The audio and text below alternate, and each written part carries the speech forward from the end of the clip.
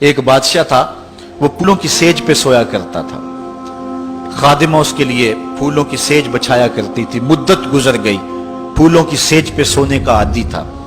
ایک دن خادمہ نے سوچا، لونڈی نے سوچا، روزانہ بادشاہ اس سیج پہ سوتا ہے، پتہ نہیں کیا لطف ہوگا۔ اس سیج کا لطف اٹھانے کے لیے وہ بھی لیٹ گئی۔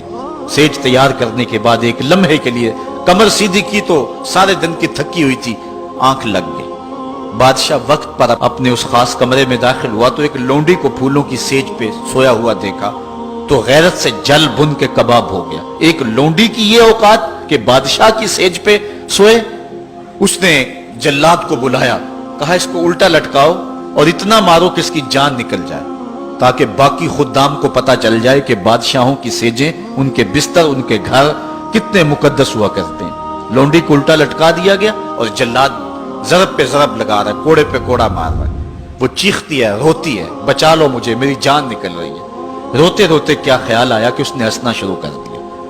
بادشاہ نے جلاد کو کہا، رک جا، اس لونڈی سے پوچھ روئی کیوں ہے، اسے یہ بھی پوچھ ہنستی کیوں ہے۔ جلاد نے کہا، لونڈی بتا روتی کیوں ہے۔ اس نے کہا، تجھے نہیں پتا جب کوڑا لگتا ہے تو جان نکلنے کو آتی ہے، نزا کا عالم طاری ہو جاتا ہے۔ کہا یہ تو سمجھ ہے، لیکن ہنستی کیوں ہے۔ کہا ہنسی مجھے اس بات سے آئی ہے کہ چند لمحوں کے لیے سوئی ہوں، اتنی تکلیف کاٹ رہی ہوں، سوچا عمر بھر ہو گئی سوتے ہوئے، جس کو اس کا کیا بنے گا، جس کی زندگی بیت گئی اس سیج پہ سوتے ہوئے، اس کا کیا بنے گا۔ صاحبو، یہ دنیا پھولوں کی سیج نہ بنائیں، اس دنیا کو اللہ کی عبادت کے لیے گزاریں، ذکر فکر میں گزاریں، سحری کے وقت اٹھ کے مصلی پہ کھڑا ہو کے رونا سیکھیں، اللہ کے حضور آئیں، رزق کی تلاش میں رازق کو بھول نہ جائیں۔ تم سمجھتے ہو دکان بند کر کے چلے گئے تو شاید میری آج کی سیل کم ہوگی۔ سیل دینے والا، رزق دینے والا، رزق کے دروازے کھولنے والا وہ رب ہے۔ جاؤ اس کے حضور جاؤ اور جا کے اس سے مانگو۔ آج اس دنیا کے اندر آپ کہیں ملازمت کرتے ہیں، 8 گھنٹے کی ڈیوٹی دینا ہوتی ہے۔ ان 8 گھنٹوں کے اندر آپ کا مالک آپ کو بلائے، صرف 8 گھنٹوں میں ایک عارضی ملک آپ کے اوپر رکھتا ہے، تو آپ دوڑ کے جاتے ہیں کہ نہیں جاتے؟ آپ کے مہمان بھی آپ کے پاس بیٹھے ہوں اور آپ چائے بھی ان کو پلا رہے ہوں، لیکن باس بلا لے آپ کو اور وہ گھنٹی دے تو آپ بیل پہ سب کو چھوڑ کے بھاگتے ہیں کہ نہیں بھاگتے؟ مہمانوں سے بھی معذرت کرتے ہیں، مجھے باس نے بلایا، آپ دوڑتے جا رہے ہیں۔ یار، ایک دنیا کا باس بلائے تو مہمانوں کو چھوڑ کے، چائے کو چھوڑ کے، مرغن غذاؤں کو چھوڑ کے، سب کو چھوڑ کے بھاگ جاتے ہیں، اور رب کا نمائندہ پکارے، حیا علی الصلاۃ اور حیا علی الفلاح۔ جو بندہ اس کے حضور نہ جائے کتنا بڑا بد نصیب ہے، کتنی بد نصیبیاں اس کا مقدر ہیں کہ جو اس کے حضور۔ لیکن یہ اللہ تعالیٰ جل شانہ کی رحمت کی عمومیت ہے۔ اگر آج 8 گھنٹے کے لیے آپ کہیں ڈیوٹی کرتے ہیں، وہ آپ کو آواز دے اور آپ نہ جائیں تو وہ آپ کی نوکری ختم کر دے گا، آپ کو سخت سرزنش اسی وقت کرے گا یا پھر آپ کو فارغ کر دے گا۔ لیکن اللہ تعالیٰ جل شانہ اس کی نافرمانی پہ نافرمانی کرتے رہیں، کبھی اس نے رزق کے دروازے بند نہیں کیے، بلکہ جو نہیں مانتے ان کو اور زیادہ دے رہا ہے، کیونکہ ان کا حصہ صرف دنیا پہ ہی ہے نا، آخرت میں تو حصہ ہی کوئی نہیں ہے۔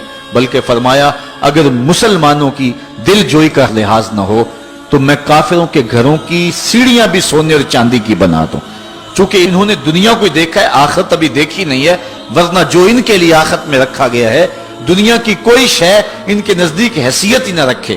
بلکہ حدیث میں آتا ہے، صاحب مشکات نے اس کو لکھا کہ دنیا کے اوپر جس کو سب سے زیادہ تکلیفیں پہنچی ہوں گی وہ جنت میں لے جایا جائے گا، اور ایک مرتبہ جنت میں جو ہے وہ داخل کر کے نکال دیا جائے گا، اور کہا جائے گا کہ بتا دنیا کے اوپر تجھے بڑی تکلیفیں پہنچی۔ وہ کہے گا، یا اللہ مجھے تو کوئی تکلیف پہنچی ہی نہیں ہے۔ جنت کی صرف آب و ہوا سارے دکھ ختم کر دے گی۔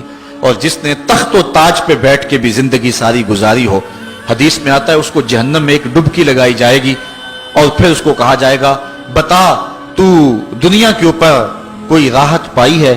وہ کہے گا، مالک دنیا کے اوپر میں نے کوئی سکھ دیکھا ہی نہیں ہے۔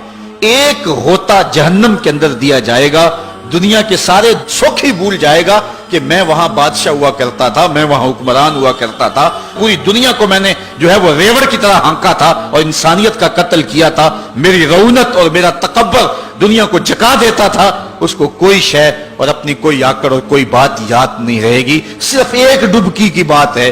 اور جس نے دکھ پہ دکھ کاٹے، غربت، تنہائی، دکھ، اذیت، مصائب، آلام، مشکلات، لیکن ایک بار جنت سے گزار کر کے جنت کی صرف آب و ہوا ہی سنگھائی جائے گی تو اس کو کہا جائے گا بتا دنیا کے اوپر تجھے کوئی دکھ پہنچا؟ وہ کہے گا میرے رب دنیا پہ مجھے کوئی دکھ نہیں پہنچا. اب بتائیے کہ اللہ کے حضور ہم حاضر ہوں یا کہ دنیا کوئی منشا و مقصود بنا لیں؟ ہماری زندگی کی ڈگر کیا ہونی چاہیے؟ پہلی بات تو یہ ہے کہ جنت کے مقابلے میں اس دنیا کی حیثیت ہی کوئی نہیں. اور دوسری بات، اگر دنیا کے اوپر ہم عزتیں سرخرویاں جس کو ہم سمجھتے ہیں یہ سرخرویاں ہیں وہ پا بھی لیں تو وہ کتنا کو عرصہ ہے، پھر اس کا حساب بھی تو ہم نے دینا ہی دینا ہے. اس لیے ہم دیکھ لیں جتنا برداشت کرتے ہیں اس کے مطابق جو ہے وہ ہم چلیں.